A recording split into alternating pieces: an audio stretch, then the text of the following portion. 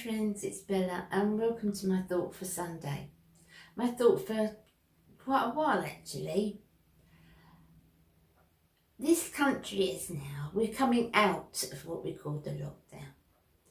Now, you remember, if you know you're with me all the time, you know that we spent 3 months, nearly 3 months down south in a little flat during when it first locked down, the lockdown was big. We stayed there for 3 months. We've been home for about 4 weeks now. And it's lovely to be home. And things are starting to open up. We've got certain rules for certain people. And if you're vulnerable, they're advising that you don't go out. But how has it changed our life? It's very difficult to speak for everyone, isn't it? Because I know how it's changed my life and I know that I can take positive things out of it. I know that. But I haven't lost anybody. I haven't lost a loved one to this awful disease. So, yes, I can see positive that could come out of it. Little things that could come out of it. There's lots of negatives, believe me. But I'm trying to think focused on the things that I could take out of it. As I said, I haven't lost a member of my family. If I've been fighting for my Baz's life or my children's, I can't imagine. I just cannot imagine the pain that could cause you. Awful, and awful in my heart certainly goes out to anyone that's been in that situation. Our life has been inconvenient, and that's the only way that I can put it, is inconvenient, but it hasn't been devastated. Yes, I had to stay in another flat for 3 months. Yes, it drove me nuts. It was tiny. I didn't have my things. It was very frustrating, but that's what it was. Frustrating and an inconvenience. It wasn't devastating. It was not devastating. And I think that's one of the big lessons that I've learned. The difference between being devastated and inconvenienced, because there is such a huge difference. I mean, the way our life has changed, most of you know me, you'll know that we don't get out a lot anyway. So that side of life is different, is not, no. Okay, so most of you know me will know that we're very much home birds anyway. So that side of life hasn't changed. But there's a difference in you're not going out because, either your health or whatever won't allow you to do certain things, you're limited, and being told you're not going out. There's a difference in the feeling. As crazy as it is, there's a difference in the feeling. Little things that you appreciate that you would never have appreciated before.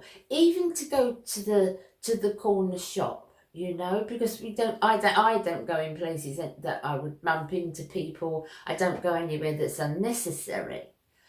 But just to pop into the corner shop, to stand at your porch and speak to people, to take Tess out for a walk and stop and speak to people, and how are you? Stories have been happening to them, and just really simple things that honestly I took for granted. I absolutely took for granted. Now it would be lovely to be able to go and just go for a walk and talk to the acquaintances and people I know and people in my area. I'd love to do that, but didn't even think about it before. It was, never appreciated it at all. It was just life. But now I appreciate that. I appreciate things a lot more, and I see what my life was a lot more before this was limited the way it is now. And I'm glad that sort of opened my eyes to things. And I'm glad it's opened a lot of people's eyes to things.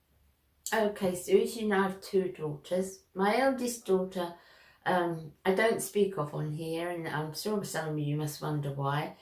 She's so anti-social media. She's nothing like her mother or her sister, let me tell you. She doesn't have Facebook or anything. She'd rather I just didn't speak of her. So I've always respected that, and I haven't. Just to know that she's okay, and she's fine. She's fine. My eldest grandson is 12, and he's very independent, very intelligent. I mean, when we have conversations, he says, "Oh, Nan, let me do that for you. Oh, Nan, I'll do that for you." Super intelligent and a lovely, lovely lad. And he's getting on with this, and he just takes it in his stride. And so does my eldest daughter. Very matter of fact, takes it in his stride. And I know they're doing okay. So my youngest daughter has 2 children, as you know, you've seen me with them. They are 4 and 7. And the thing that I've noticed is they are so electrical. I know that all children are now. I know that. And I know I'm being a fuddy-duddy nan, but everything's electronic. Games, every toy, everything they want is electronic, is computer games and games for the telly and, everything like that. But I've noticed that, because I never buy them those things. I never buy them those sort of toys. I always buy them things that they have to think of in their mind as opposed to pressing a button. Because, their mum and dad have got everything for them like that. They don't need no more of that. So Nan does something different. But I've noticed very much that they seem to be playing with things that are not so electronic now. And I think, Mum's been home furloughed, Dad's been home furloughed. And I think the time they've had as a family, because they're both hard workers, I think that's been really, really precious. And I've loved seeing them doing things together. And they have family picnics on the carpet, and different games they play, and board games and different things that they're doing together. And I think it's so good. I think it's so good that side, because a lot of the time, I mean, my daughter's an excellent mum. She really is. But they're both excellent mothers. But I think a lot of time the electronic devices can act a bit as a babysitter. I know that my grandchildren will sit on the sofa for hours and just, my daughter could get on with anything she's doing. They're just sitting there for hours. And I get that. If you're a busy working mum and you've got really little time to keep you home, yeah, I understand that. I understand that. But that's been lovely to see them, when we speak on camera, to see them playing as an old-fashioned family, playing the way I played with them, because they didn't have all the electronic gadgets. It wasn't, they'd started to come in. I think the Game Boy came in, the Nintendo Game Boy, and things like that came in, but it was nothing like it is now, obviously. So our way of entertaining, we had to entertain them. I had to entertain my children, and that took time. And I love it. I love watching my daughter and my son-in-law have the time to do that. I mean, I think that's been a real positive for me too. Also, how much I appreciate things. I appreciate things so much more now that I can't just, even, food. I'm very, very, looking at sell by dates, looking by use by dates. I'm very sort of fanatical about things like that. But things that can be used, saved and used, and don't need to be used up, I would change my coffee. And I'd think, this is just a for instance, you know, I've pulled this out of the air. I would change my coffee and I'd open another one and think, oh, I like that one much better, put that other, I won't bother with that other one. But I don't do that now. I saved that other one, you know, and I use that other one up. And it's just silly little things like that, because things have been so much harder. And it's not a financial thing that I'm doing that for. It's just an appreciation of how difficult things have been to get hold of. And I don't want to go back to just taking things for granted and, you know, just willy-nilly not thinking and throwing things away. And my clothes as well. I mean, obviously we can't go to shops, and you know that I'm a thrift shop queen and I love thrift shops. But well, obviously it's been months and months since I've been able to visit a thrift shop. But I haven't bought an awful lot online either. I haven't bought an awful lot. Because I've got a lot of clothes, you know, for what I need. Now, if something was coming up, a wedding or something, and I needed, yeah, I'd buy a nice outfit. But honestly, buying for buying's sake, I don't do that anymore. I don't do that. I like that. I'll buy that. I like that. You know, I don't. I'm trying not to do that anymore. I'm trying to appreciate what I've got. Makeup is my weakness.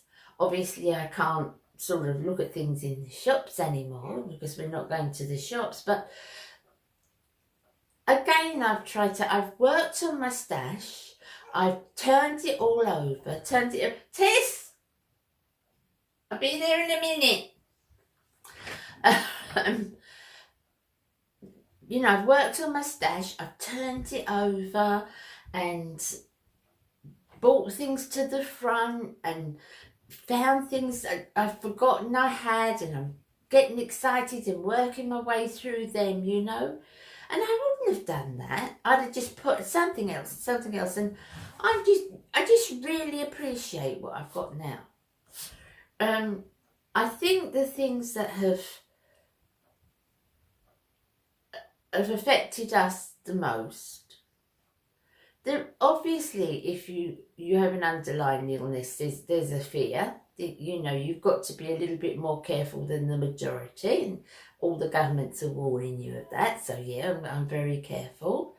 And I fear for my children, you know, and it's, as I said, it's been a wonderful time to see my children together, and to see them all playing, as I said. But we've just learnt yesterday that Rebecca's got no job to go back to. My youngest daughter's got no job to go back to. And she was, you know, she's an interior designer, and she works for a retail company. And it's one of those companies you go in, and if you want, she's on the kitchen side, and you go in and you make an appointment with her, and she goes around the house and she designs the kitchen and makes the plans up. That's her job. But she's lost that now. The company have cut down on all a lot of the designers, and she was one of the last in, so obviously she's one of the first out. And that's worrying. It's never been her life ambition to be. My daughter's heart and soul is in a cake making. She's you know, a baker, and she designs fantastic. She is so good, and any of you have seen that will know so where her talent is. But she's still trying to build that business up. But her thoughts was always that would be her career, and she wouldn't work no more once that sort of was off the ground. But of course, the financially, her day job, if you like, back that, so that's really hard. The son-in-law's got quite a good job, so he can sort of hold the fort without any doubt. But it's upsetting for Rebecca, you know, it really is. And so yeah, there's bad things come out of it, but I just think I am upset for Rebecca. I am. But they can keep their head above water. It'd be hard, be a struggle, be hard, be a fight, but they can keep their head above water. But when I see the people, there's so many, and so many in my neighbourhood that really can't. You know, they literally live hand to mouth, and 2 weeks without a wage packet and there's nothing. You know, do you have food banks in America? I don't know if you have food banks. But our food banks, where people go, if you know, the government issue you with a ticket that you can take to food banks if you're below the breadline, what we call here, and you get food to sustain you through the week, and they're just overrun. They are just overrun. Jobs that become available at the moment, 50 people are applying for one job. So if you've been one of these people that's been out of work and lost your job, it's 50 people applying for one job. And I think those times are really, really hard. It's really hard for those people. I can only speak for myself when I say I'm trying to find the positive, because, you know, thank God I'm fortunate enough that I'm not in a position that I've sunk because of this, you know, that it's that I'm getting by. I've never been very affluent, you know that, but I've got enough to get by. And if you feel that, you know, you're fed up with you're fed up with the restrictions, you've had enough, you want to go out and lead a normal life, just, you know, look at some of the stories of people who have really suffered because of this illness and who've been so scared. Look at our lovely Barb on here, how she's been frightened for her Denny. You know, certain situations where people have had it. Have a look at that. Have a look at the people who have lost their jobs, who are really struggling, who don't know where the next penny's coming from. And then, you know, compare that to, you know, not being able to go out to Sephora or to, you know, Selfridges or to Debenhams or wherever it is you're going. There's no comparison, really. So that was my little rumble for today.